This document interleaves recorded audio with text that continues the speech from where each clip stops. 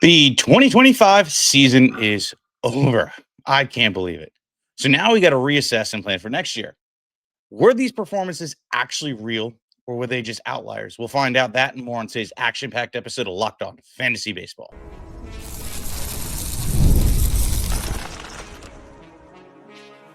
You are Locked On Fantasy Baseball, your daily fantasy baseball podcast. Part of the Locked On Podcast Network, your team every day.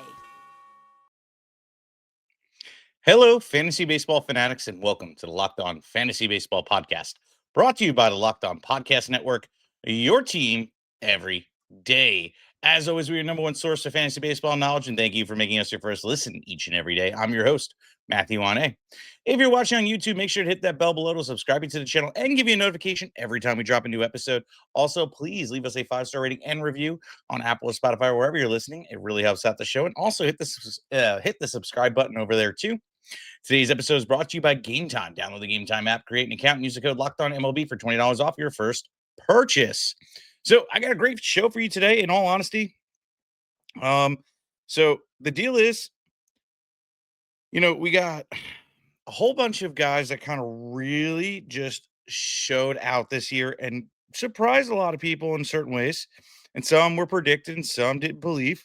And I'm here to really just say, hey, is this real or not? And let's just either reel in the hype or let's build on it and see how what their outlook is for 2026.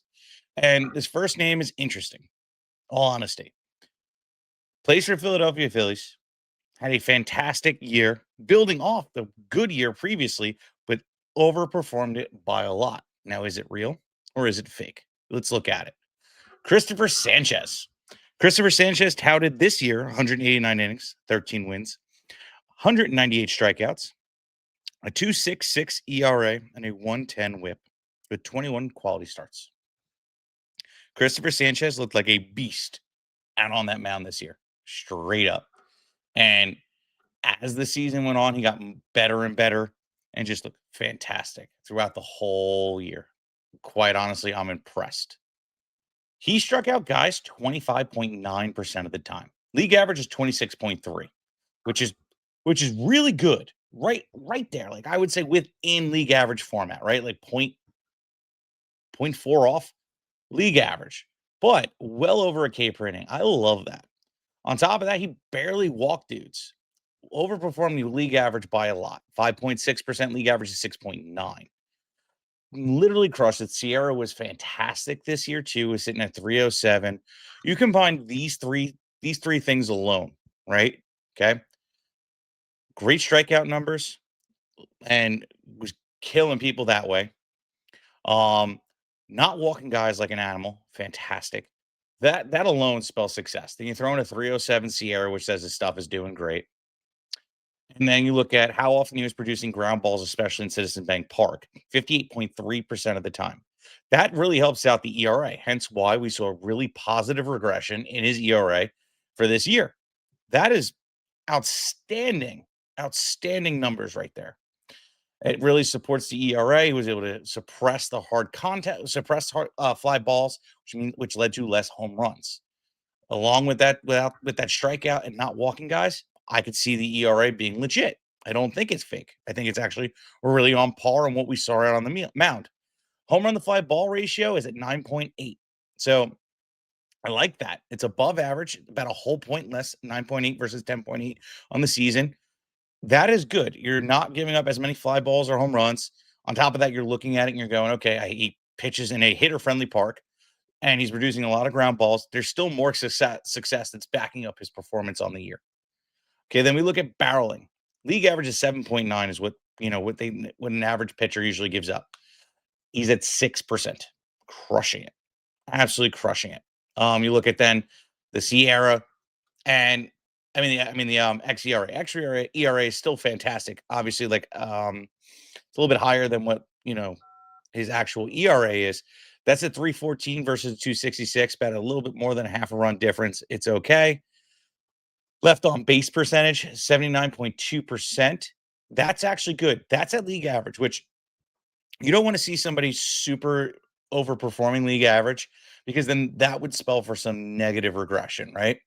So, like, Think of it this way: if a guy's escaping left on base, the left player's left on base, right, which is essentially, hey, I had two guys on base, once every couple innings, and I got out of it like 90% of the time, and that stayed for a whole year.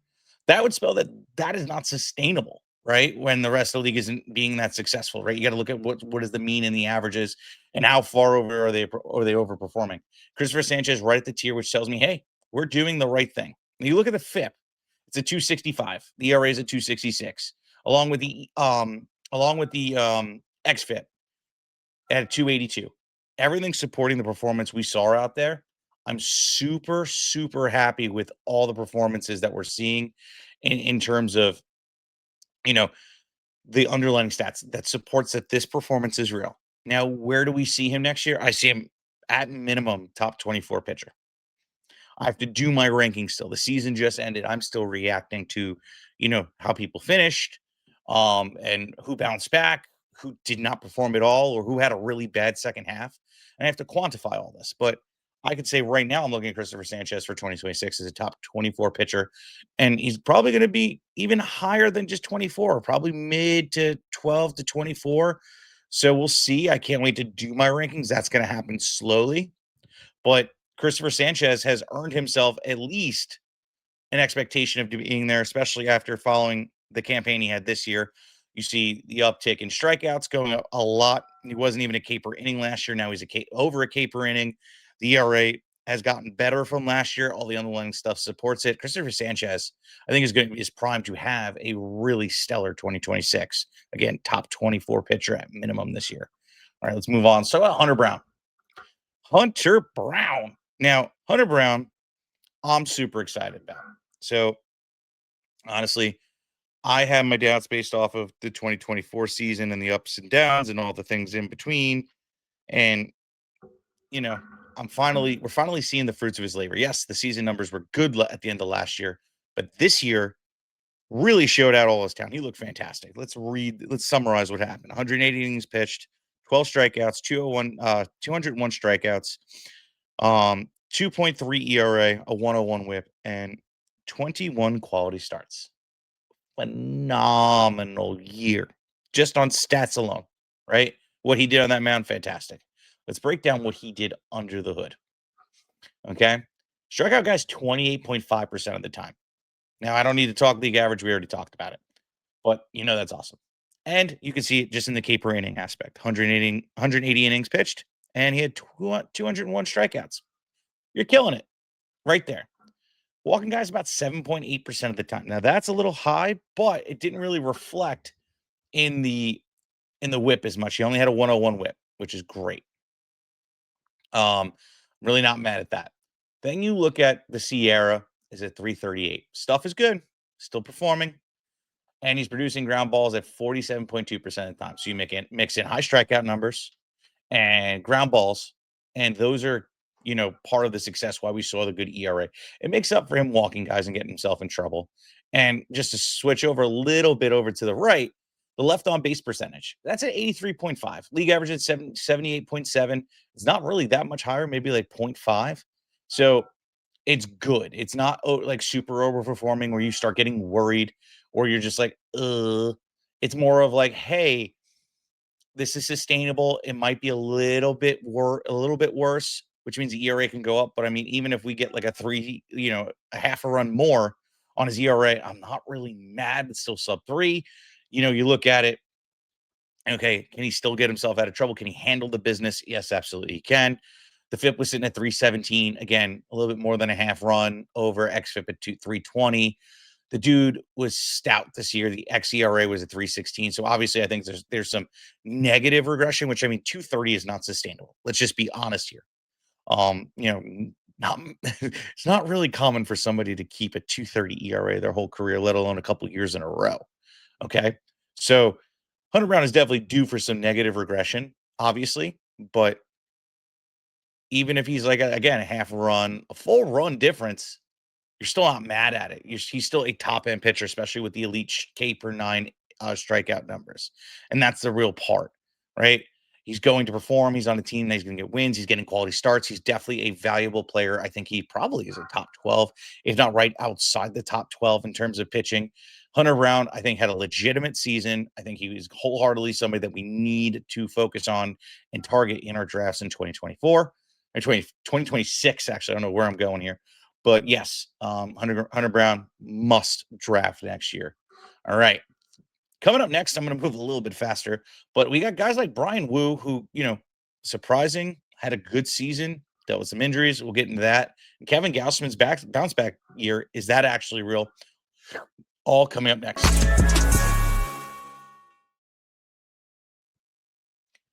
Okay. What do you get when you have a bald eagle standing on top of a silverback gorilla riding a T-Rex? Confidence, pure confidence. If you're looking for something beyond the usual pill, it's time to meet Ruget. Go long. That's exactly what Ruget's Go Long comes in. This isn't just an ED pill, another ED pill. It's a total game changer for confidence. Go Long combines 2 doctor-trusted medications in one dual action formula, so you can get hard and go the distance. The effects can last up to 36 hours. That's confidence all day, all night, and all evening into the next day. The process is simple. Connect with a board-certified doctor 100% online, and if prescribed, your treatment ships discreetly right to your door. If prescribed, your treatment ships discreetly to your door. And ready to level up your confidence in the bedroom?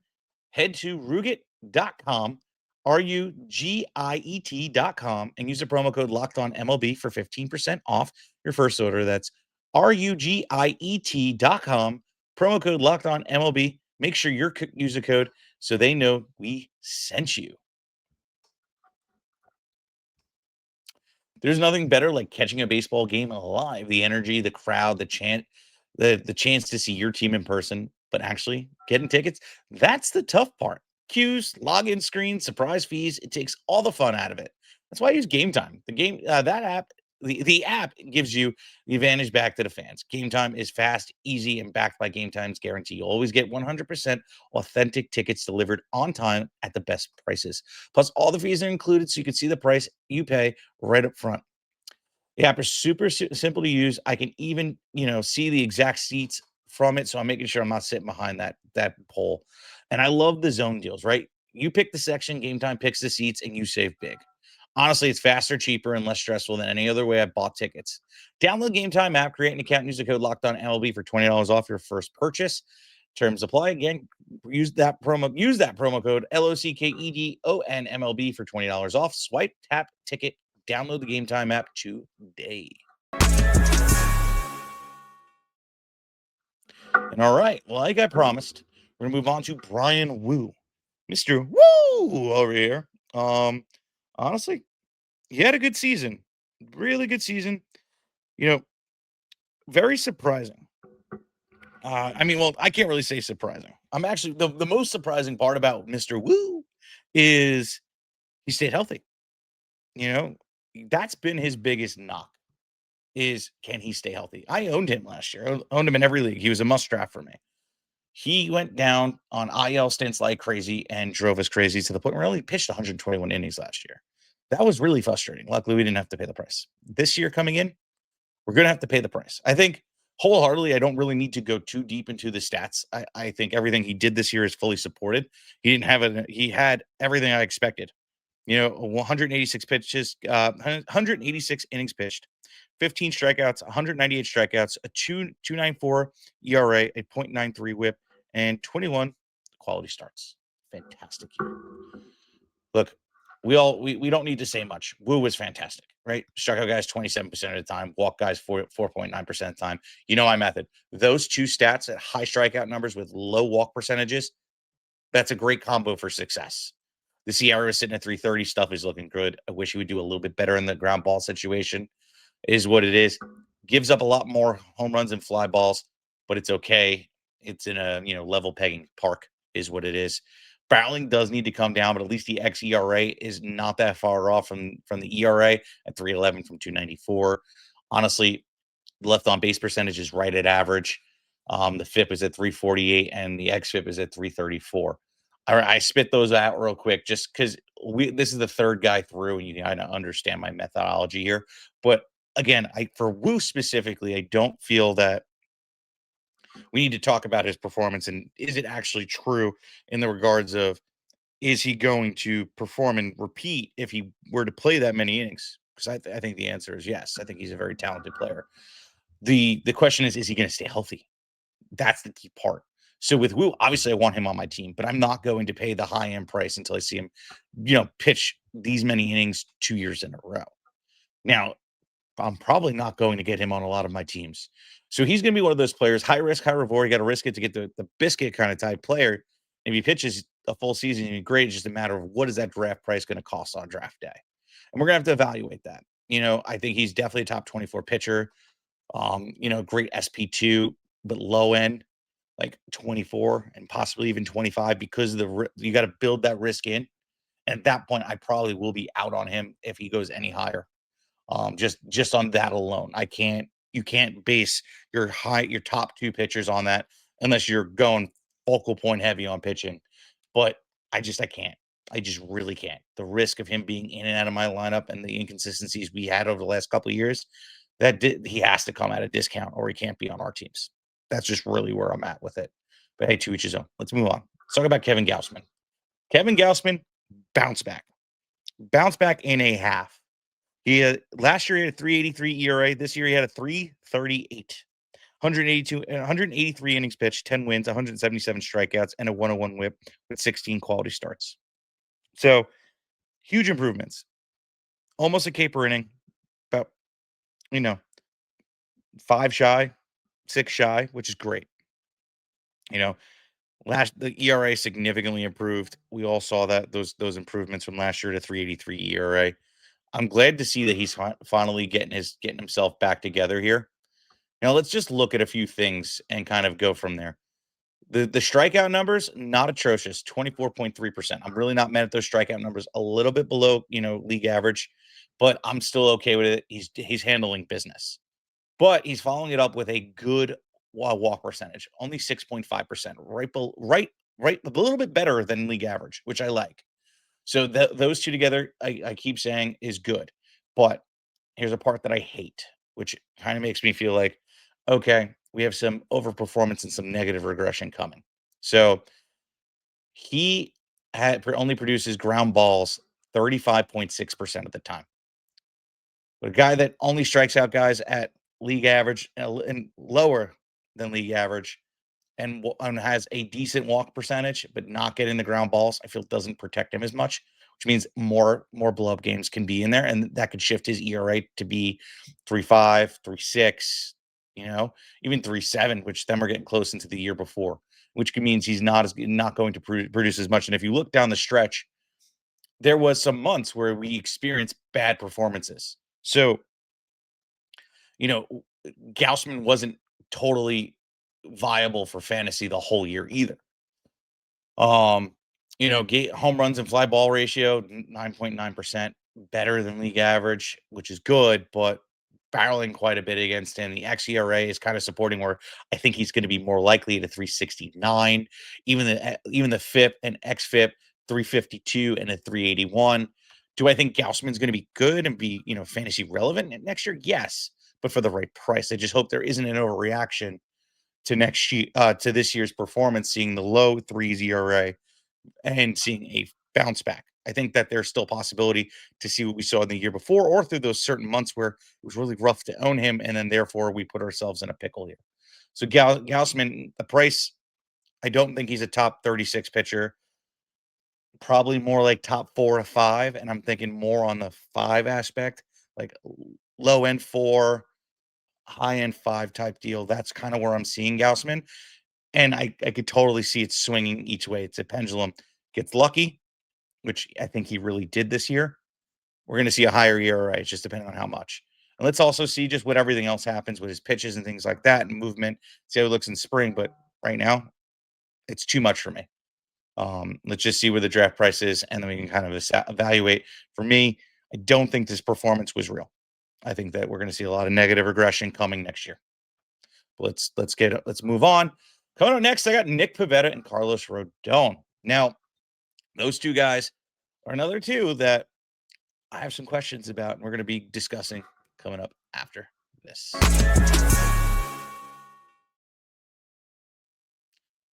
Okay. The NFL season is here, and FanDuel makes it even easier. FanDuel makes sure you're ready for kickoff, and you can't miss this offer. Right now, new customers can bet $5, and if your first bet wins, you'll get $300 in bonus bets to use across the app. I love the FanDuel app because it fits however you like to bet. Player props, building same game parlay, or even jumping in jumping in the action as it unfolds. It makes every game more exciting, whether you're watching your team or just keeping an eye on your fantasy lineup. It's quick, it's easy, it's the best way to add a little bit more energy to Sundays. So go get ready and play. Download the FanDuel app today by visiting fanduel.com to get started. That's fanduel.com. Place your first $5 bet. And look, I'll give you a little something to start with to help you win. All right. Look, Junkins from the Cleveland Browns, rushing totals this week. I'm betting the over. And I'm also going to do an anytime touchdown with that dude, too. I'm pretty sure because he's a rookie and he's barely played this year, even with the performance last year, still going to be able to go out and make some money on that deal. Odds should be pretty good. Throw that in with a same game parlay, and we're going to have a grand old time. FanDuel.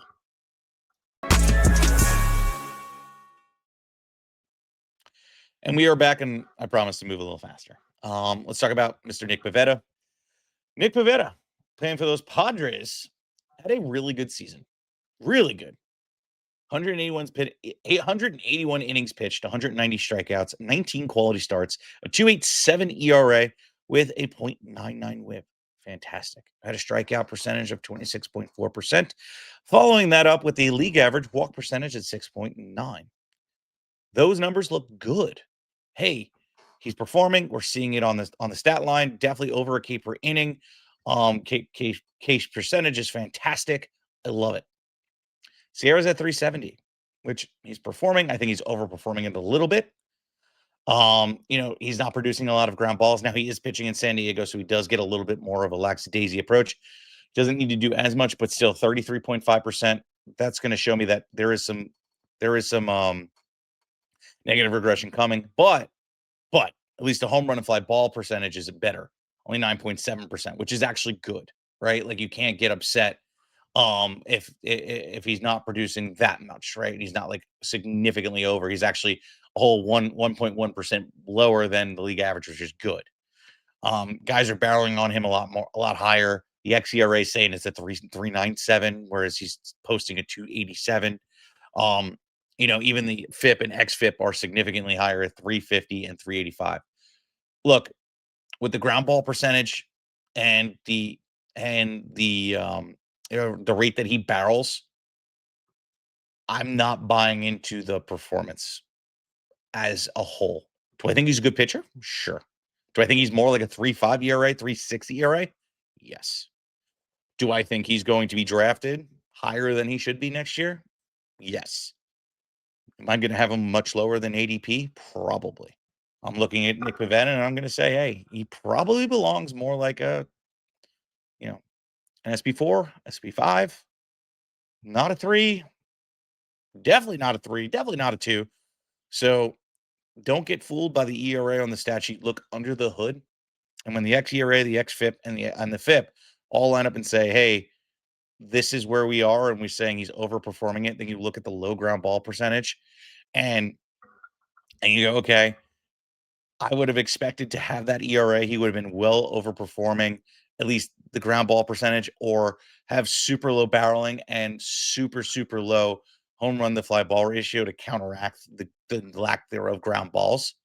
So he got super lucky this year. And I think Nick Pavetta is going to have some negative regression. We're not going to see, obviously, 2.87 ERA is just not sustainable regardless, but ultimately, too, you look at it and you go, how bad is he going to fall off the cliff? And I think the 350 to 365 range is really where we're going to see him be.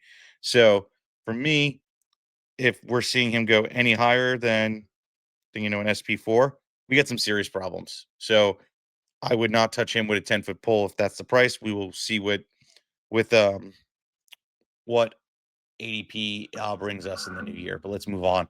Let's talk about Mr. Carlos Rodone of the New York Yankees, starting pitcher. He had a great year this year. Wholeheartedly. Love that he bounced back, especially with everything he's going on in his personal life. And I'm a Yankee fan, yes, but dude's going through some stuff in the personal realm. I believe someone in his circle, I believe his wife is dealing with cancer, and still went out there and had a fantastic season. He's really a strong human being. Now, on a fantasy note, and what you came here for, 189 innings pitched, 198 strikeouts, a 304 ERA, 17 quality starts, fantastic numbers, and they're supported. 25.9% strike rate, great, right at league average.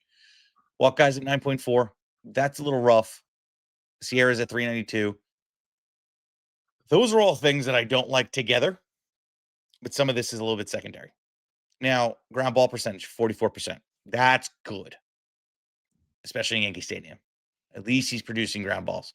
I'm on the fly ball ratio, right on league average. Not getting completely blown up and not having a really bad year. We're seeing it in the ERA, and it's not like the ERA is something that's not sustainable, and you're not mad if it goes off like another, 0.2 runs, and he finishes with a 324. That's a good season. Now, let's talk about some good stuff. 7.2% barrel rate. That's good, better than league average. The xERA is actually at 319, so kind of right where I thought it would be. Left on base percentage, 76.7. So he did everything right, better than league average, if not right on it.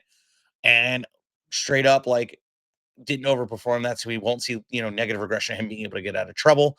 The FIP, 376, and the xFIP at 388. So they're thinking he's going to be higher ERA by that. What I'd settle at like 3.4, 3.5. Now, unfortunately, he's probably going to be overdrafted at that point if that's what we're kind of expecting and projecting for him. So for me, I'm gonna probably pass on Rodone if he's going as a top 24 pitcher. SP high end SP3, yeah, I'll take that all day. But unfortunately, I don't think I'm gonna be able to pay it. Yankee hype comes in, Rodone bounce back with the history and trying to see if we can recreate what we saw in San Francisco. Those are all things that kind of live and say, hey, we want a piece of that. So yeah, let's move on. Let's try and sneak in at least a hitter in here. So about George Springer. Phillies is very important. Very important. George Springer had a bounce back year and a half. Okay. I did not see this coming. It was definitely not on my bingo card whatsoever. So he had a great year. He popped 30 home runs after hitting 19 the year before. He had a monster year. 101 runs, 30 home runs, 80 ribs, 16 stolen bases, batted 307. I haven't seen this kind of performance in George Springer in years. See if it's actually real. So, see here. Sorry, little technical difficulties, but we're back. Okay, so George Springer as a whole this year had a good season.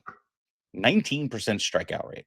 That's actually really good. A little bit better than league average. League average is 21.2%. So he had better plate discipline and walked 11.6% of the time.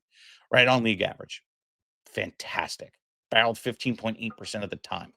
Crushing the ball. Definitely above average at 13.6 is the league average. Slug was a 556. Expected slug was a 590. ISO was a 248. So I look at it like this and I go, all this stuff is kind of real. Got the fly balls about 0.953 percent, right? So it was doing good in those regards, not grounding out about a little bit under league average, essentially. Wish it would be a little bit better, but 41%. BABIP was at 37%. These are things. Man, my sheet got crushed here. So sorry, I just had to switch sources at this point. So, long story short, he really performed at a high level, something we haven't seen in a while. Hard hit percentage 47.5%, barreled 16.1%. Awesome stuff. Slug was at a 5.9, expected slug was at a 590, expected batting average is 298. Really just everything kind of lined up. He really crushed the ball. Whiffed a little bit too much, but my question is this real? You go back to 2024, was nowhere near these numbers. Barreled what 9.3%, still good, but not great. But hard hit percentage at 37.4 versus this year. The expected slug was actually a 402. The expected batting average was 244. You go back a year before that, it's the same result, ugly, not good. And you see what the stat line was that year: 21 home runs, 19 home runs last year. You go to 22, and that was when we started seeing the drop off. Wasn't as elite as he used to be. I don't think this year is real. Do not fall for it. He's going to be a bust this year for me. I think he's the number one on my bust list. I don't want to get sued, but so I'm not going to say my theory, but you could kind of go where I'm going with a performance out of nowhere at a late age. I'm kidding, but no, I have no facts for that.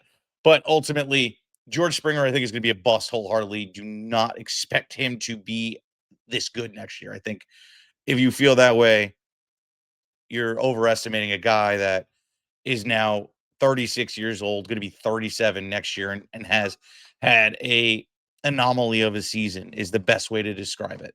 A surge in power, a surge in average, a surge in runs, all that, even stolen bases. Just, I'm good. Pass on George Springer wholeheartedly. He is not going to repeat anything close to that next year.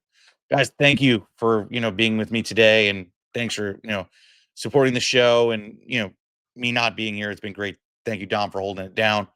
So, please come back. We're hitting the off season. You're going to want to lock on all off season long. So I promise we're going to be bringing it to you all this time. But thank you for making Locked On Fantasy Baseball your first listen each and every day. For your second listen, check out the all-new Locked On MLB Game Night. Every game, every night, all season long. Get local analysis on a national scale. Find MLB Game Night on Locked On MLB on YouTube or wherever you listen to your podcasts.